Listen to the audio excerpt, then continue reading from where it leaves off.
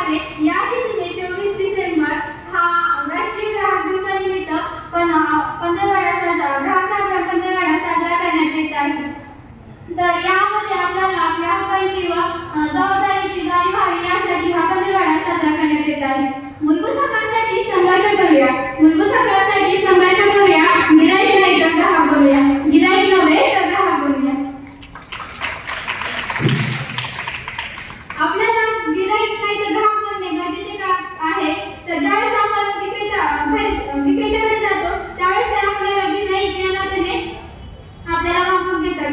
त्यावेळेस आपल्याला वेगवेगळ्या प्रकारे फसवणूक केली जाते. जसे वेगवेगळ्या वस्तूंमध्ये भेसळ करणे, वस्तूंची अवाजवी किंमत आपल्याला देणे किंवा वजनाबाबत फरक करणे, अशा वेगवेगळ्या कृत्यामुळे आपली फसवणूक होते. या फसवणुकीपासून आपले संरक्षण करण्यासाठी ग्राहक संरक्षण कायदा अस्तित्वात आहे. या ग्राहक संरक्षण कायद्याद्वारे आपण आपल्या हक्कांची जपणूक करू शकतो. ग्राहक संरक्षण कायदा हा 24 डिसेंबर 1986 रोजी संमत करण्यात आला.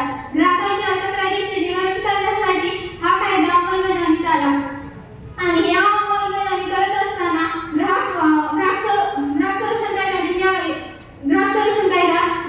याची अंमलबजावणी करत असताना ग्राहकांच्या तक्रारींचे निवारण करण्यासाठी केंद्रीय स्तरावर केंद्रीय ग्राहक तक्रार निवारण आयोग, राज्य स्तरावर राज्य तक्रार निवारण आयोग, जिल्हा स्तरावर जिल्हा तक्रार निवारण आयोग स्थापन करण्यात आले.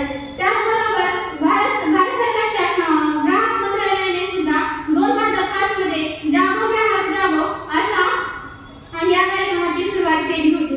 या कार्यक्रमाच्या आधारे त्यांनी विविध माध्यमांची सुरुवात केली ज्याने आपल्या हक्कांची जपणूक करता येईल. या योजनेअंतर्गत ग्राहक मंचाची सुद्धा स्थापना करण्यात आलेली होती.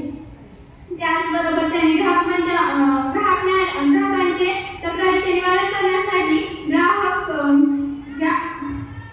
तक्रारीचे निवारण करण्यासाठी ग्राहक न्यायालय स्थापन करण्यात आले होते. आपण या सर्वांच्या त्याचबरोबर हेल्पलाईन नंबर ही आपल्याला उपलब्ध आहे. हे सर्व आपल्यासाठी उपलब्ध आहे, पण आपण जोपर्यंत त्याचा वापर करत नाही तोपर्यंत आपल्याला त्याचा काहीच उपयोग होणार नाही. आपण आज एक निसर्गात जगत आहोत तरी पण आपल्याला ग्राहक म्हणून आपल्या हक्कांची जबाबदारीची जाणीव नाही.